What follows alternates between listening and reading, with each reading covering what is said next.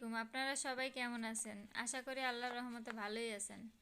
আল্লাহর রহমতে আপনাদের দোয়ায় আমিও ভালো আছি। তাই তো আরেকটা নতুন ভিডিও নিয়ে আপনাদের সামনে হাজির হয়ে গেছে। আর আজকের ভিডিওতে দেখতেই তো পাইতেছেন, টাকি মাছ কিনা থেকে শুরু করে টাকি মাছ ধরা, কুটা, বাছা আর রান্না করা পর্যন্ত আজকে আপনাদের সাথে আছে আল্লাহ যদি চায়। তা ভিডিওটা দেখতে থাকেন। যদি পছন্দ করেন তাইলে একটা লাইক দিয়েন, একটা কমেন্ট করেন। আসলে বাচ্চারা এভাবে যদি মাছ হাতের কাছে পায় তারা খুবই আনন্দিত। আর আমার বাচ্চাটা দেখে তো বুঝতেই পারতেছেন যে আসলে তার আনন্দ ধরতেছে না, তাই সে মাছ নিয়ে কি লাফালাফি করতে আছে মাগুমা। ও বাবা। আরও একটা মজার বিষয় আমি আপনাদের সাথে শেয়ার করি, সেটা হচ্ছে আমার মেয়ে যখন মাছালা আসে, মাছালার হাঁক শুনে তখন আর বাড়িতে তারে ধরে রাখা সম্ভব হয় না। সে দৌড়ায় মাছালার পিছনে। সে এই মাছের নাম দিয়েছে কি মাছ জানেন? সে এই মাছের নাম দিয়েছে গুদুম ফিশ। আর তার হচ্ছে মাছালা আসলে যদি এই মাছ নিয়ে আসে রক্ষা নেই, একটা মাছ হইলেও তারে দিয়ে যাইতে হবেই। আর মাছালারাও তারে চিনে গেছে, এদিক দিয়ে আসলে যখনই তারা গুদুম ফিশ নিয়ে আসে অথবা শিং মাছ নিয়ে আসে তখনই তার জন্য দুইটা অথবা একটা তারা দিয়ে যায়, ফ্রিতেই দিয়ে যায়।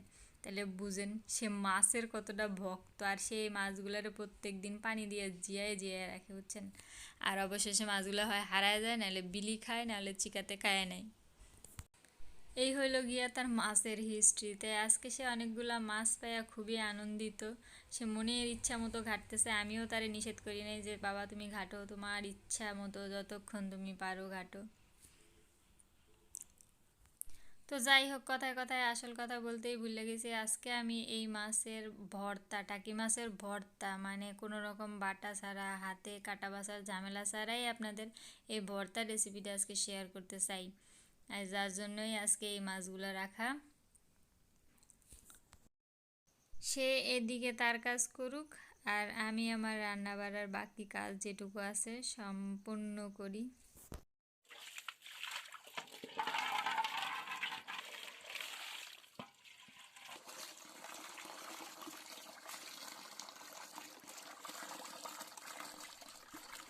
তো চলেন রান্না বাড়ার দিকে যাওয়া যাক। এইদিকে টাকি মাছগুলো দেখেন ধুয়ে সুন্দর করে পরিষ্কার পরিচ্ছন্ন করে নিছি। আর এই ভর্তাটা বানানোর জন্য যে যা যা উপকরণ নিছি আমি, খুব সামান্য উপকরণ, তার মধ্যে হলুদ, লবণ, একটু মশলা, মরিচ আর হচ্ছে তেল আর পেঁয়াজ। এই হচ্ছে এর উপাদান। এই দিয়েই মজাদার, অসম্ভব মজাদার স্বাদের এই ভর্তাটা। গরম ভাতের সাথে এই ভর্তাটা যে একবার খাবেন সে চিরকাল এই ভর্তাটার কথা মনে রাখবেন। আমাদের মধ্যে আছে অনেকেই টাকি মাছটা আসলে পছন্দ করে না। অনেকেই টাকি মাছের বলে চ্যাং মাছ, তারপরে হচ্ছে আরও একটা নাম বলে কি জানো, ও মনে পড়ছে, ল্যাটা মাছ। যে যেই নামেই চিনে, অনেকেই এই মাছটা খেতে চায় না, একটু ল্যাদলেদে হয় রান্না করলে। তাই এইভাবে যদি কেউ এই রেসিপিটা তৈরি করে যদি কেউ খান, সে আমি বলতে পারি গ্যারান্টি দিয়ে, যদি খান আপনারা তাহলে এর স্বাদ কোনো দিনও ভুলতে পারবেন না, যে এই ভর্তাটা গরম ভাতের সাথে আসলে কতটা কতটা মজার। তো এই পর্যায়ে পেঁয়াজের সাথে দিয়ে দিচ্ছি তেল।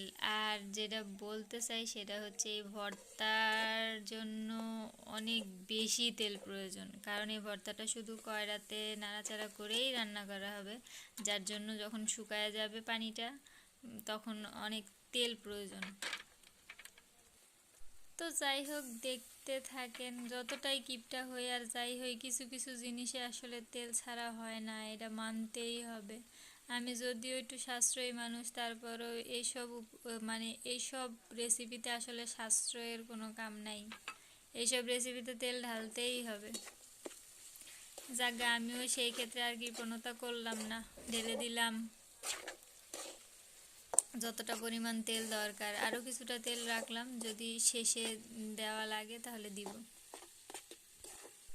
এই মশলাগুলো খুব বেশি একটা ভাজা ভাজা করার দরকার নাই, কারণ আমরা যখন এটার মধ্যে মাছটা দিয়ে দিব, মাছটা দিয়ে হালকা একটু পানি দিব। এই মশলাটা কষানো হয়ে গেলে মাছটা দিয়ে দিব, আর এই মাছ দিয়ে হালকা একটু পানি দিয়ে ঢাকনা দিয়ে দিব মাছটা সেদ্ধ হওয়া পর্যন্ত, অল্প পরিমাণ পানি।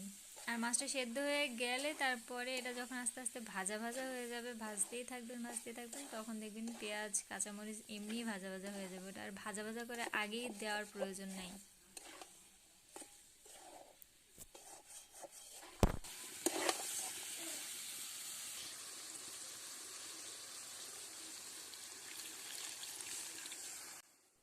তো কষানোর পরে এই পর্যায়ে একটু পানি দিয়ে হালকা একটু নাড়াচাড়া করে এটা একটু খানিকটা সময়ের জন্য সিদ্ধ হওয়ার জন্য ঢাকনাটা দিয়ে দিব।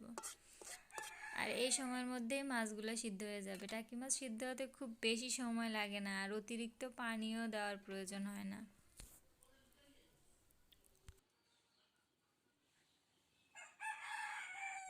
কিছু সময় পরে ঢাকনাটা একটু তুলে দেখার পালা যে এটা কি অবস্থা। দেখেন পানিটা কিন্তু মোটামুটি গরম হয়ে গেছে, আর পানিটা আস্তে আস্তে শুকাচ্ছে। তো এই পর্যায়ে একটু নাড়াচাড়া করে দিতে চাই। মাছগুলো একটু ওলট পালট করে দিই, উপরেরটা নিচে দিলে এই মাছগুলা উপরের মাছগুলাও খুব দ্রুত সিদ্ধ হয়ে যাবে আশা করি।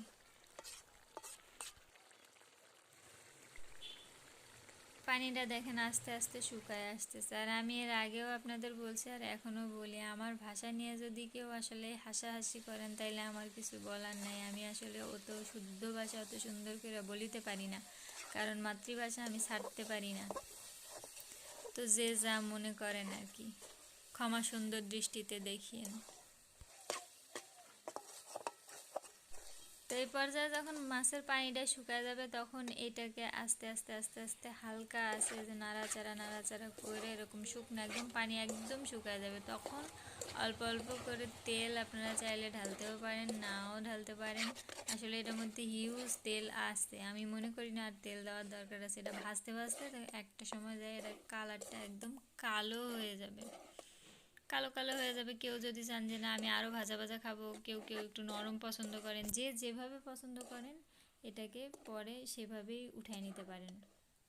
তো আমার আজকের রেসিপিটা কেমন লাগলো আশা করি জানাবেন কমেন্টে। তো দেখা হবে সামনে আরও নতুন কোনো ভিডিও নিয়ে। সে পর্যন্ত সবাই ভালো থাকেন, আমার জন্য সবাই দোয়া রাখেন। আজকের মতো এখানেই বিদায় নিচ্ছি। আল্লাহ হাফেজ।